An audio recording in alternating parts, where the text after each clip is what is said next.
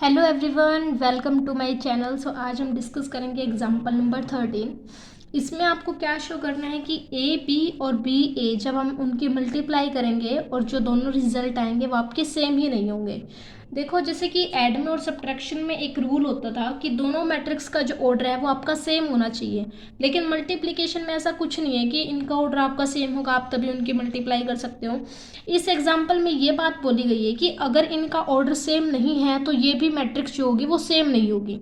अब ए मैट्रिक्स का जो ऑर्डर है वो कितना होगा, ये क्या है, फर्स्ट रो और ये सेकंड रो, यानी कि दो रो है और कॉलम कितने हैं, 1 2 3, तीन इसके अंदर कॉलम है।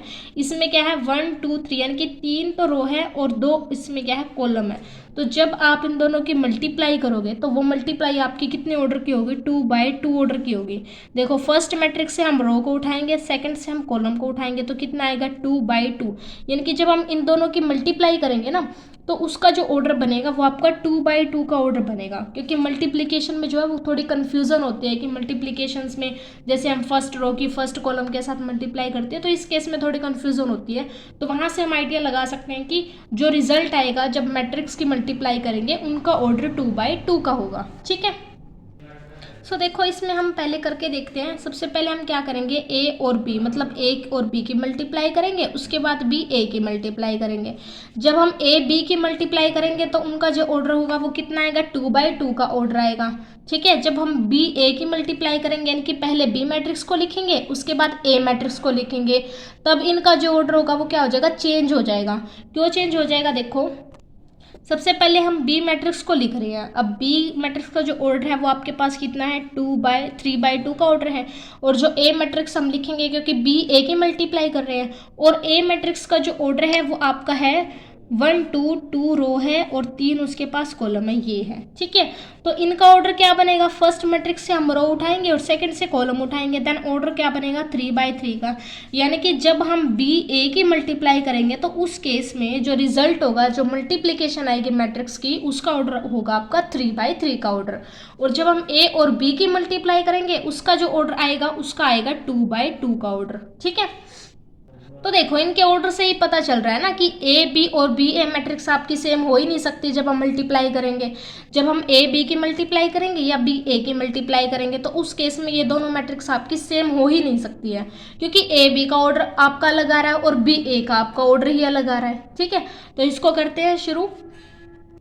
सो देखो, सबसे पहले ए बी की मल्टीप्लाई करेंगे। ये ए मैट्रिक्स है, ये आपकी बी मैट्रिक्स है। दोनों की मल्टीप्लाई कैसे होती है, सबसे पहले हम करते हैं फर्स्ट रो की मल्टीप्लाई करते हैं फर्स्ट कॉलम के साथ। ठीक है, फर्स्ट कॉलम के साथ करेंगे, देन क्या आ जाएगा, 1 + 2, मतलब 1 की और 2 की मल्टीप्लाई करेंगे तो क्या आ जाएगा, 2 × 1 = 2। ठीक है, देन सेकेंड एलिमेंट की सेकेंड के साथ करेंगे, 4 × 2 = 8, तो माइनस का 8। देन 3 की 2 के साथ करेंगे तो 3 × 2 = 6, प्लस में 6। ठीक है, देन करेंगे इसी फर्स्ट रो की सेकेंड कॉलम के साथ। ठीक है, तो क्या आ जाएगा, 3 × 1 = 3, 5 × 2 = 10, माइनस के 10, देन 3 × 1 = 3। ठीक है, सेम अप्लाई करेंगे, second row first column second row फिर सेकेंड कॉलम। ठीक है, मल्टीप्लिकेशन करनी सिखाई थी ना आपको कैसे की जाती है।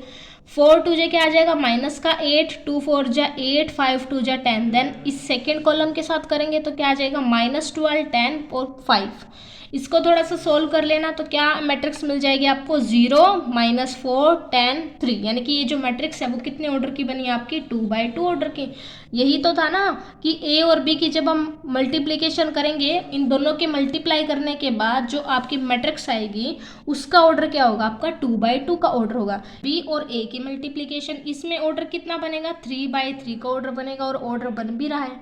ठीक है, देखो बी की और ए की मल्टीप्लिकेशन कैसे करेंगे, फर्स्ट रो की करेंगे फर्स्ट कॉलम के साथ, 2 × 1 = 2 हो जाएगा, 3 × 4 = 12 हो जाएगा। फिर इसी रो की करेंगे सेकंड कॉलम के साथ, 2 × 2 = -4, 3 × 2 = 6। ठीक है, देन इसी रो की करेंगे थर्ड कॉलम के साथ, 2 × 3 = 6 एंड 3 × 5 = 15। ठीक है।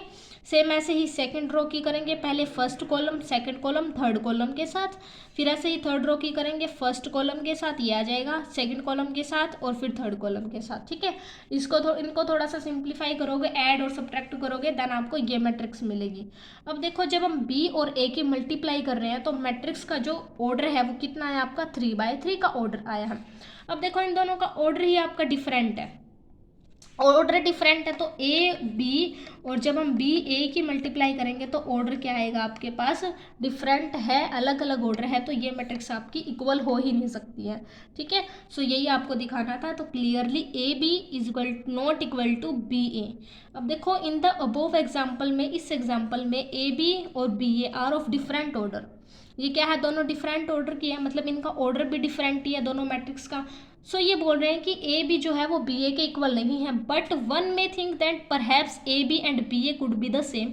लेकिन ऐसा हो सकता है कि अगर दोनों मैट्रिक्स का ऑर्डर हम सेम कर दें तो दोनों जो है वो इक्वल आ सकती है। तो इसी चीज़ को इन्होंने 14 एग्जाम्पल में बताया हुआ है कि जब हम दोनों मैट्रिक्स का ऑर्डर सेम करते हैं तो क्या वो मैट्रिक्स सेम आएगी आपकी। ठीक है, ठीक है, तो इसी को इस 14 एग्जाम्पल में दिखाया गया है। देखो ए का जो ऑर्डर है वो बी का ऑर्डर बिल्कुल सेम है, लेकिन फिर भी जब आपने ए बी किया और बी ए किया तो ये आपका सेम नहीं आया है। इसका मतलब ये कॉम्यूटेटिव नहीं आया। कॉम्यूटेटिव का मतलब क्या होता है कि ए प्लस बी एडिशन में करे तो वो बी प्लस ए आना चाहिए, और मल्टीप्लीकेशन में करे तो ए बी जो है वो आपका बी ए के इक्वल आना चाहिए। इसी को हम कॉम्यूटेटिव बोलते हैं। तो जैसे 13 एग्जाम्पल में था कि ऑर्डर सेम नहीं है तो भी A B B A equal नहीं आया है, लेकिन 14 एग्जाम्पल में ऑर्डर सेम किया तो भी आपका इक्वल नहीं आया।